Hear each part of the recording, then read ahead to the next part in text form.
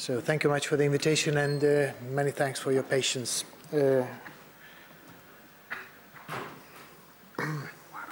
Let me very briefly put into a global context what I would like to tell you, really briefly, because some of the previous speakers have already mentioned quite many of the challenges we are going to face.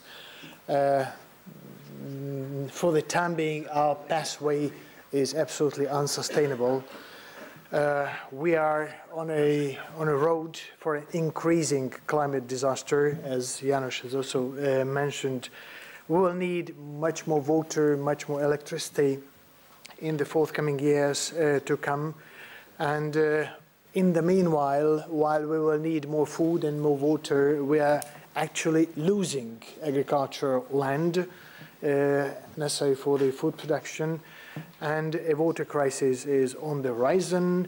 And Janos has also mentioned that there are still 1.5 billion people around the world who still have no reliable access to electricity, and many countries are just at the threshold of starting their industrialization programs. So it means that the energy needs and consequently the potential for emitting greenhouse gases in the future is very large. Urbanization is a process that will decide whether or not we can win the battle for sustainability or lose it. And we are actually in the first generation feeling the consequences, and we are perhaps the last generation that can still do something about it.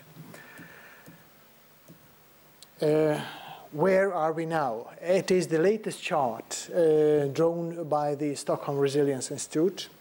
You might be aware and might be familiar with the planetary boundaries concept, where now the latest chart is identifying 9 different areas where we are in safer, danger, or absolute danger zones. Climate is one of them. And let me try to use a pointer.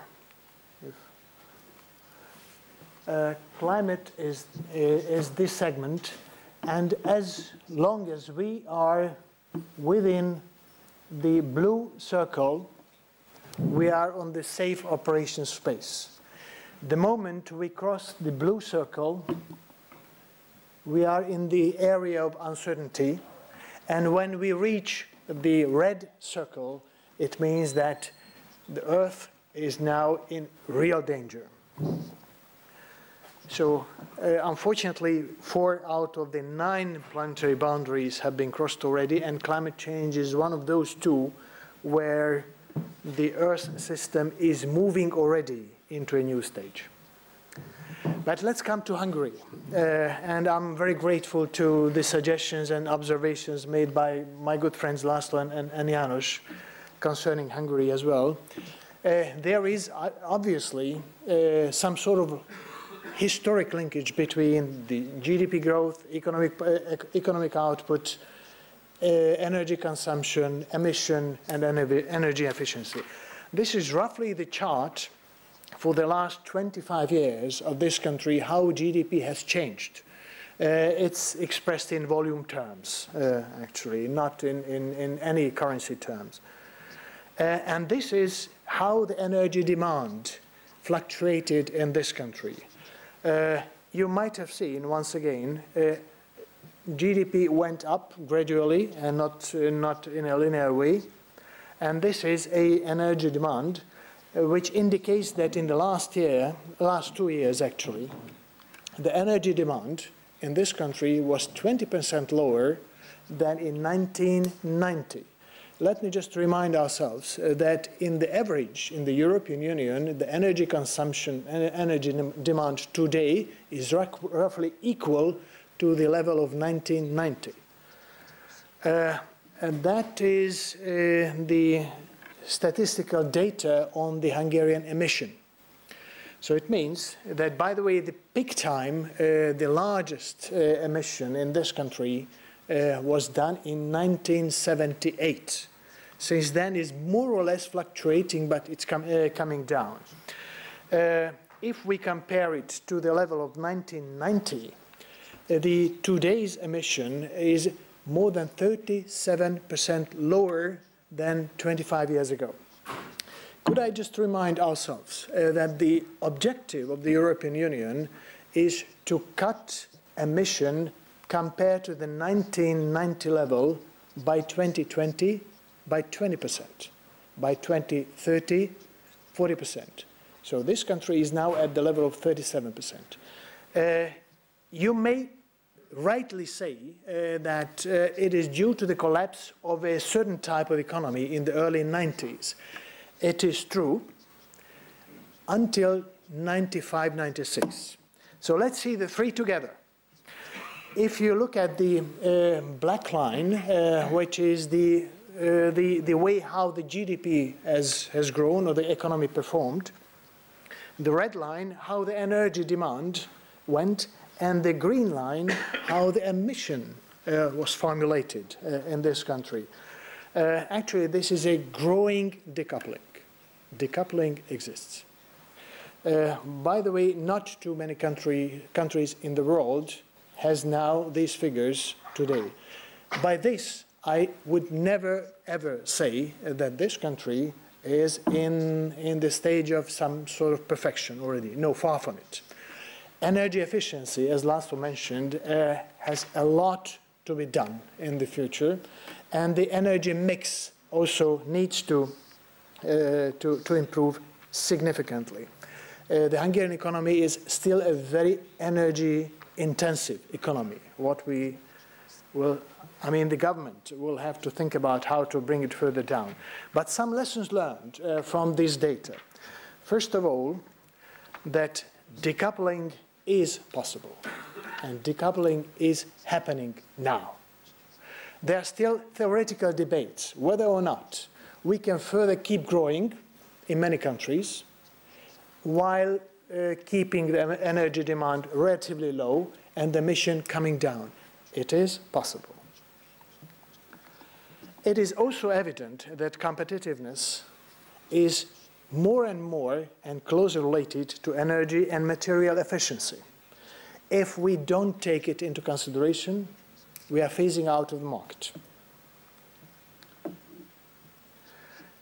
Another observation that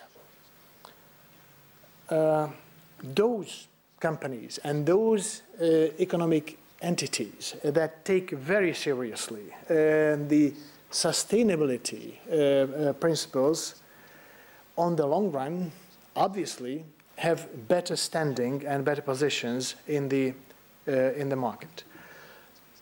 Transformation has not stopped, cannot stop in this country, neither in this region or globally. We know that where we are heading. We also know that 20 to 30% of the jobs, what we would like to have by 2030, still don't exist yet. They are most probably will come from sectors and businesses that don't exist yet.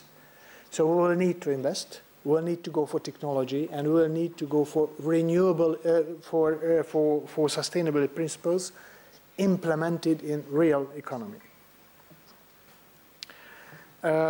Let me quote the European Environmental Agency that stated a couple of months ago that Hungary is one of the 9 EU member states on track to meet all 3 2020 targets. I hear the doubts mentioned by János and partly Laszlo. Yes, the difficulty is still how to move the renewable from 8% to 14%. But here I have a good news for you. As it was mentioned already, solar power is making a breakthrough, which was not evident even 2 years ago, 3 years ago.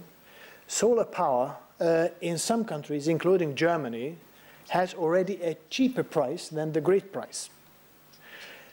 According to the Deutsche Bank analysis, the solar power price in this country and this year will reach that point as well. So economic rationality will have to make its way to the economy. But let me speak for a time being on the climate change performance. Climate change performance index actually is a composite indicator that combines emission efficiency, renewable energy usage, national and international climate policies. And the German Watch, which is a scientific NGO, and a large umbrella NGO organization, Can Europe, is making a rating of each and every country every year. The first 1, 2, 3 places on the list, the top 3 places are not assigned. It means that there are no countries that would qualify to this position. The rest looks like this. And now I'm going to give you until the 14th. In real terms, first is for Denmark, and 11th, so in this list, 14th, is Hungary. Why Hungary is only 14th once the decoupling is so strong in this country? One of the key reasons, what János also mentioned, if there are uncertainties in the perception of how to treat climate policy and how to introduce it into the legislation and the public discourse, it has an impact on the rating of the countries. So we have a good possibility to make a headway, a progress. So let me give you, since I'm not working for the government as the chairman said, I'm working for the president, so let me convey his message to you, a view from the Sándor Palace, which many of you may know, it is the seat of the president. We are at the beginning of a major transformation, globally, regionally, and in this country as well. The consequences of this transformation might be compared to those of the industrial revolution and the digital revolution. But since those two first revolutions were initiated by a technological breakthrough and all the rest just happened to us, the economic consequences, the environmental consequences, and social consequences, at this time around, we try to make the boldest decision, the most difficult one. We try to design a whole process, including all the 3 dimensions of our development. The president also believes that this transformation, neither in this country nor globally, cannot be a zero-sum game. If we would go for a traditional political zero-sum game, we would all lose, because transformation itself would be the price we will have to pay. He also believes that, judging by the way of the negotiations are going on and the rationale, what we can introduce into the negotiations, there will be a common set of objectives, common set of aspirations, and 193 different ways of implementation, and the key responsibility will lie on our nations, national governments, and societies. He also believes that sustainable development, including the right climate policy, will require broad cooperation among stakeholders and a new bonding between generations. He also believes that while looking at the thinking and tasking, we'll need to change our way of approaching some issues. We have identified the key challenges. We know where the threats are coming from. We are now having the aspirations, and he would like to see much more of showing the opportunities for cooperation and solutions. So his priorities for this country. In the international arena, he would like to see, and he actually is acting very strongly, to support a universal and integrated agenda with national responsibilities. He envisages for a sustainability profile, including climate policy, for each and every country. And for this country, in this profile, he sees the most important elements like water, climate, energy security and efficiency, food security, sustainable settlements, health, preservation, and the supporting IT solutions and education. He believes if we can make a progress on these ways, Hungary can win the battle for sustainability.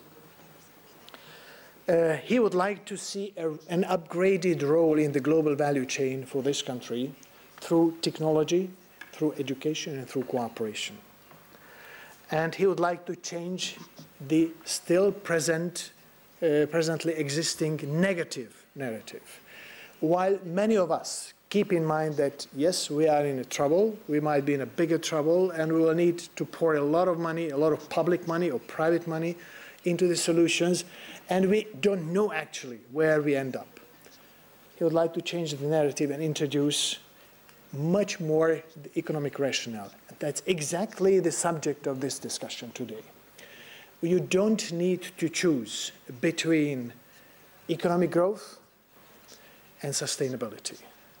He believes that there will be ample possibilities, and there are already good possibilities, opening market segments that can be used, can be benefited from for the Hungarian actors. He would like to help those actors and the alliances of those experts to find and to have a look at those market segments. And he would like to see a substantial agreement in Paris. Thank you very much indeed.